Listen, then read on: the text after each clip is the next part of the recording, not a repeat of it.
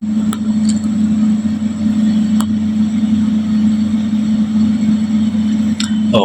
si Representative Laila de Lima, no, na napigo na itong kongresista natin dahil sa ginagawa nitong si Vice President Sara Duterte. Ayun, hindi na-approve yung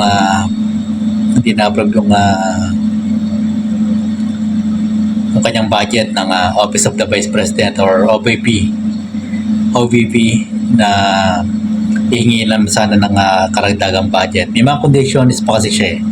So ang tanong diyan kasi, kanino bang pera kasi yan? Siyempre hindi naman sa mga politiko, sa ating mga taong bayan yan na naghihirap na magtrabaho araw-araw. Yung iba nagpupuyat pa. Yung iba talagang overtime. Yung may mga sinasay pang iba, yung gabi ginagawang umaga, yung umaga ginagawang gabi. May mga iba pa kasi diyang working student, mga Gen Z na nagtatrabaho na rin po ngayon. Nakaka-proud ang mga kabataan po natin ganyan na matitinong ginagawa. Pero ang hindi nakaka-proud ay itong ginagawa ng ibang politiko. Okay, kayo na umusga dyan, napapanood dyan naman sa news kung sino-sino yung mga yan. So itong si Vice President Sara Duterte, masyado na rin bratineda ayon dito kaya ML, Representative Congresswoman Laila de Lima, no, mamayang liberal to be exact ang kanyang party list.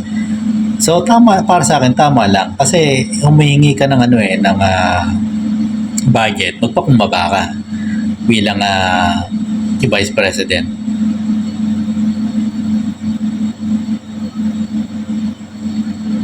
Kasi ang dami niyang makita hindi sumisipot, hindi makondisyonis pa. Eh sino bang nag-approve ng budget na ganyan?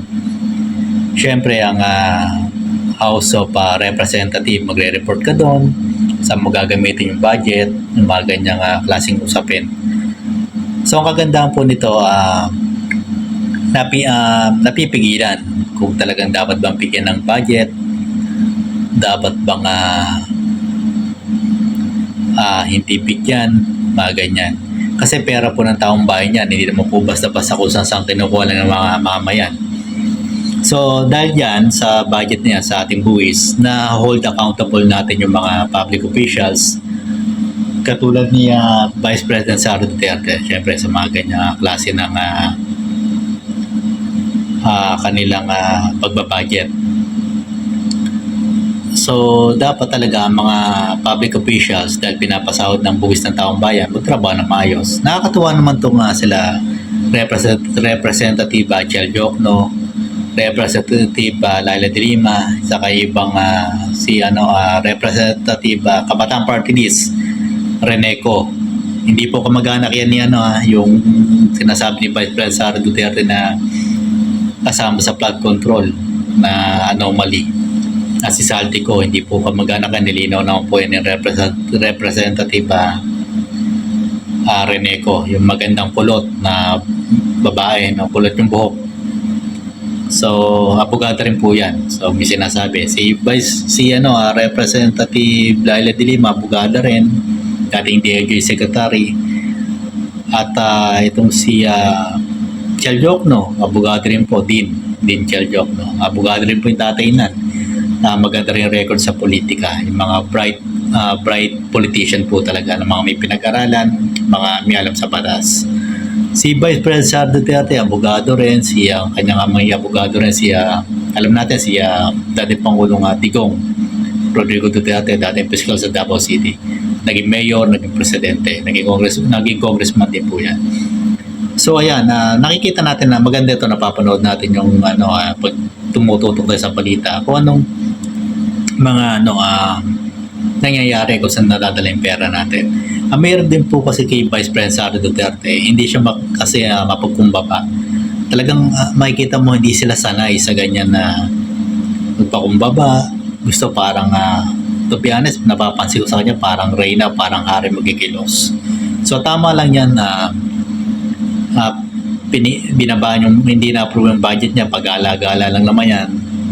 Ayaw magtrabaho, punta sa tatay niya. Pwede nang pumunta, pero wag naman Vice President ka, mag-resign ka lang kung talagang gusto mong doon na lang tumutok sa kaso ng tatay mo sa sa The Hague, sa ICC, yung interim release. So mas makakabuti mag-resign na lang at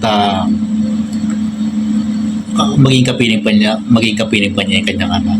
So ito, maganda yung ginawa ni Representative Laila de Lima, Representative Chel Jokno, sa ibang kongresista na bumoto ng no na wag bigyan na itong budget na to sa Office of the Vice President kasi hindi niya maipaliwanag. Dapat paliwanag niya kasi kung saan dadalhin.